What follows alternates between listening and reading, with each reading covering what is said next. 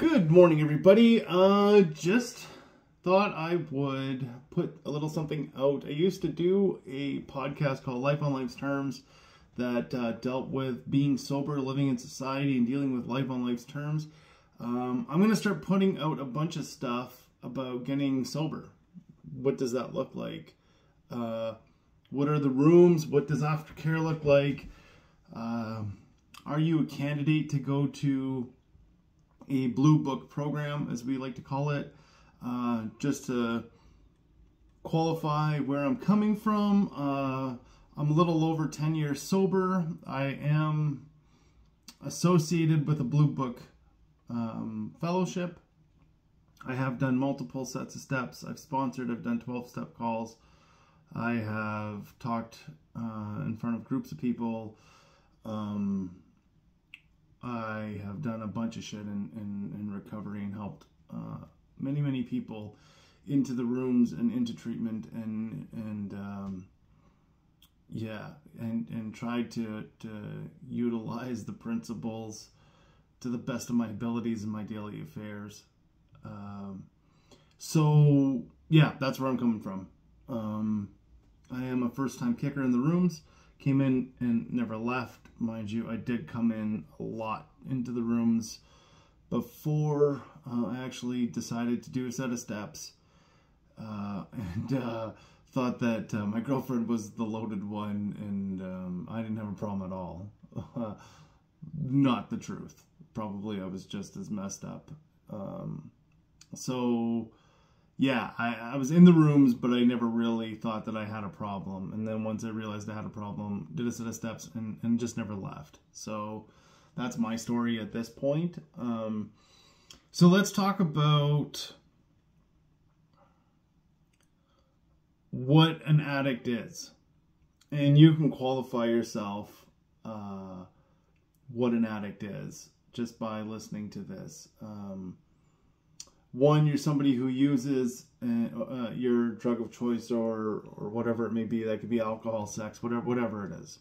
And you can take it or leave it. Well, that's not an addict. Then the next person really is somebody who can, binge, use heavy, but with sufficient enough reason can stop. Like the judge says, hey, if you drink any more, I'm going to throw your ass in jail. Well, that's sufficient enough reason to stop. Or, hey, you're going to lose your children if you don't stop your drinking and using. That's sufficient enough reason, and those people likely aren't addicts.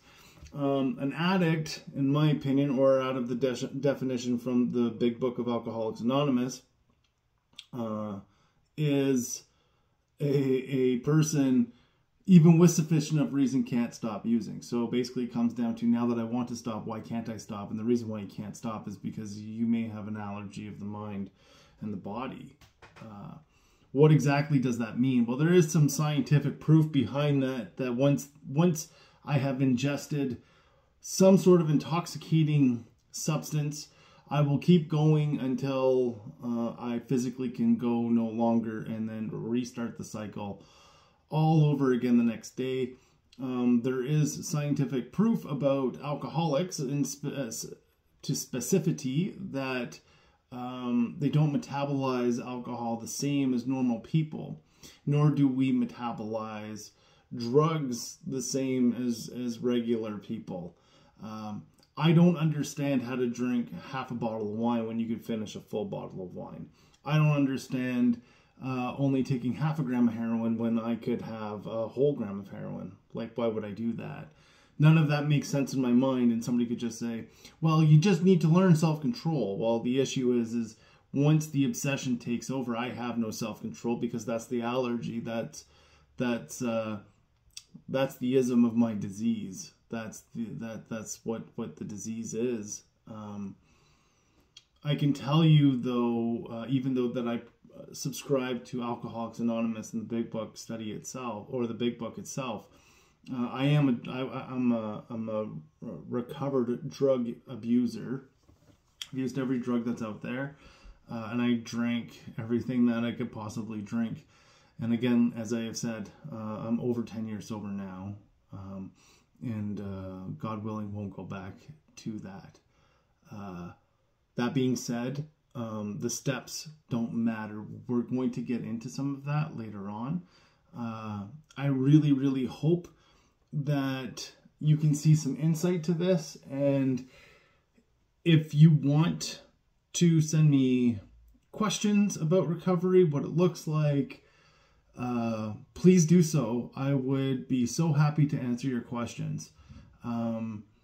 If you really want to know what it's like to be sober, and sober in a way of abstinence, send me whatever you want. If you really want to talk about harm reduction, I am not opposed to harm reduction. I think, actually, if anybody reads the big book of Alcoholics Anonymous, it talks about harm reduction and how we're supposed to do that. The best place for any drunk who's using or not using is to be in a meeting. The best place for a drug addict, whether they're using or not using, is a meeting. It's just that simple. So come high, I don't give a shit. That's cool.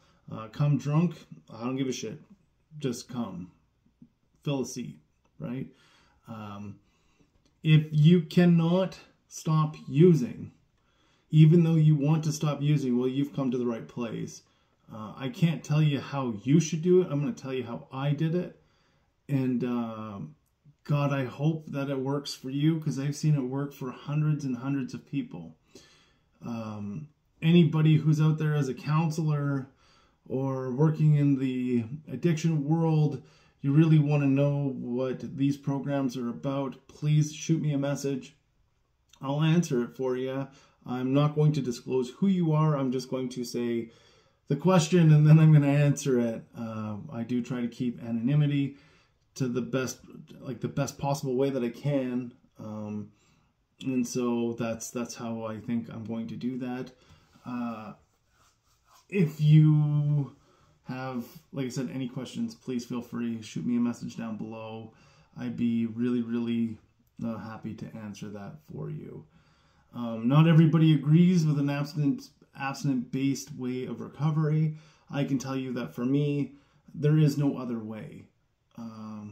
I don't know how to live with just using a little bit. I don't know how to live with any self-control when it comes to a substance. My entire life has been a life of extreme.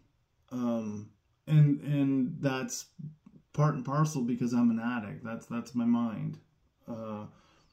It's a battle of the mind. You will, if you're to give you some hope here, if you're coming in, you will get past the physical obsession for your drug of choice. That's going to happen at some point. It's the mental battle that happens after that, where we have to continuously try to get that reprieve in our life. And that's possible. So what do we mean by the word reprieve? It means I'm not going to use today, but maybe tomorrow. And it becomes a promise every day. And in the beginning, that's what I did every day. I said to myself, I want to use right now, but maybe I don't have to use right now. Maybe I can use tomorrow. And I would promise myself tomorrow that if it didn't get any better, I was going to throw my chips and say, screw it, I'm going out. That's not the case now. I mean, I don't have to make that promise to myself anymore. And also in the beginning, I didn't have to love myself either. I didn't even have to really like myself, because I didn't.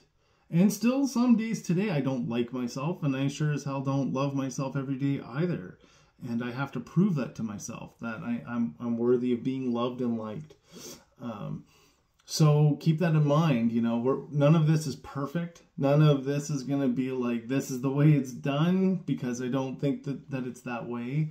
I can just tell you exactly how I did it, how I keep doing it, and hopefully that resonates with you, and you come around also. This really is for the newcomer. That's what I'm doing this for. Or anybody who's struggling. I mean, I struggle also.